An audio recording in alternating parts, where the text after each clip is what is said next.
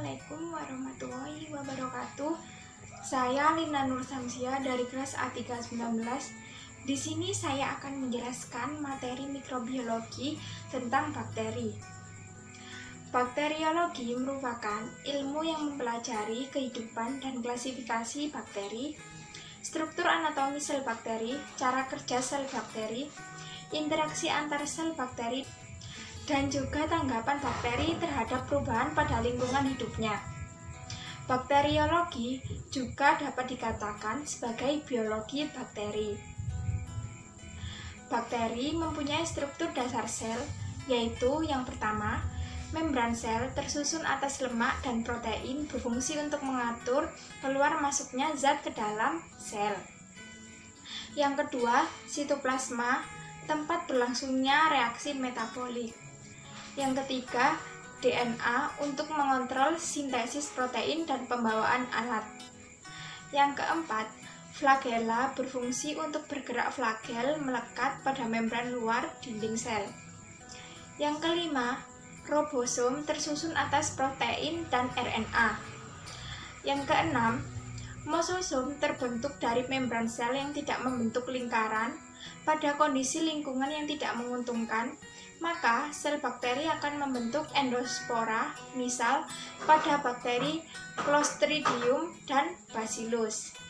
Bakteri merupakan organisme mikroskopis rata-rata berdiameter 1,25 mikrometer. Bakteri terkecil adalah Dialister pneumosintesis berukuran 0,15 sampai 0,30 mikrometer. Sedangkan bakteri terbesar adalah Spirillum voluntan berukuran 13 sampai 15 mikrometer. Semua bakteri hanya bisa dilihat menggunakan mikroskop. Bentuk bakteri ada 3 macam, yaitu basil, coccus, spiral. Bentuk-bentuk bakteri basil adalah monbosil terdiri 1 sel, diplobosil terdiri 2 sel, dan streptobasil terdiri 4 sel bergandengan.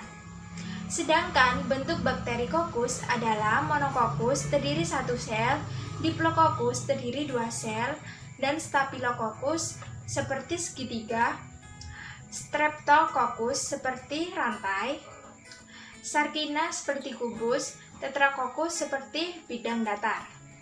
Sedangkan bentuk bakteri Spirilia adalah spiral, vibrio, dan Spirocetra.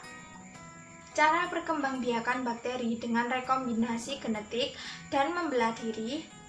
Rekombinasi genetik pada bakteri yaitu yang pertama, transformasi perpindahan materi genetik berupa DNA dan sel bakteri ke bakteri lain. Yang kedua, transduksi pemindahan materi genetik bakteri ke bakteri lain dengan perantara virus. Ketiga, konjugasi bergabungnya 2 bakteri menjadi 1 DNA. Pembelahan diri secara biner, membelah menjadi 2 sel anakan yang dihasilkan sel induknya. Pergerakan bakteri menggunakan flagel atau bulu-bulu cambuk letaknya berbeda-beda seperti monotrik memiliki 1 flagel di ujungnya, lapotrik memiliki lebih dari 1 flagel di ujungnya. Mekanisme bakteri dalam menimbulkan penyakit seperti invasi untuk menyerang dan menyebar dan toksigenitas untuk membentuk toksin.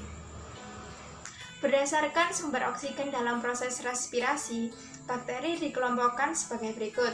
Yang pertama, bakteri aerob, menggunakan oksigen bebas dalam proses respirasinya.